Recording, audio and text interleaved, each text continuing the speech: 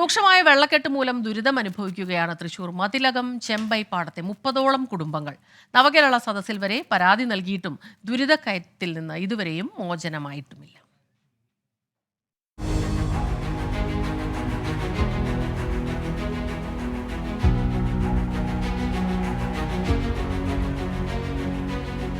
രണ്ട് പതിറ്റാണ്ടിലേറെയായി വെള്ളക്കെട്ടിന്റെ ദുരിതത്തിലാണ് മതിലകം പഞ്ചായത്തിലെ 9ാം വാർഡിൽ വരുന്ന ഈ പ്രദേശം. പെയ്ത്തുവെള്ളത്തോടൊപ്പം ദേശീയപാതയ്ക്കരികിലെ കാനയിലൂടെ ഒഴുകുന്ന മലിനജലവും ചെമ്പൈപ്പാടത്ത് കെട്ടിനിൽക്കുന്നു.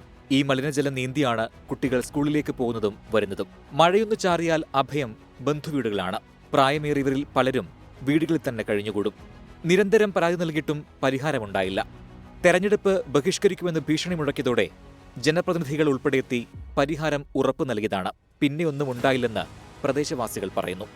5 കൊല്ലം മുന്നേ ഞങ്ങളുടെ വോട്ട് ബഹിഷ്കരിക്കുമെന്നൊക്കെ പറഞ്ഞ് കൂടെ ഫ്ലെക്സൊക്കെ വെച്ച് ഈ 5 കൊല്ലത്തിനുള്ളിൽ ഇതിലെല്ലാം വെള്ളക്കെട്ടിന് പരിഹാരം കാണിക്കുന്നൊക്കെ പറഞ്ഞ് എല്ലാവർക്കും കൊണ്ട് വോട്ട് ചെയ്തതിന് ശേഷം യാതൊരു സൊല്യൂഷനും ഉണ്ടായിട്ടില്ല. ഇപ്പോഴും വെള്ളക്കെട്ട് അതേ പൂർവാധി ശക്തിയായിട്ടാണ്. പ്രദേശത്ത് കെട്ടിക്കിടക്കുന്ന മലിനജലത്തിൽ നിന്ന് എലിപ്പനി ബാധിച്ച് ഒരാളെ ആശുപത്രിയിൽ പ്രവേശിപ്പിച്ചതോടെ കടുത്ത ഭീതിയിലാണ് നാട്ടുകാർ. കൊതുക് ശല്യവും രൂക്ഷമാണ്. കൊതുകുജന്യ രോഗങ്ങളിൽ നിന്ന് രക്ഷ നേടാൻ മലിനജലം കെട്ടിനിൽക്കുന്നത് ഒഴിവാക്കണമെന്ന് ആരോഗ്യവകുപ്പ് നിരന്തരം ബോധവൽക്കരിക്കുന്നതിന് ഇടയിലാണ് ചെമ്പൈപ്പാടത്തെ ഈ ദുരവസ്ഥ. 24 തൃശൂർ.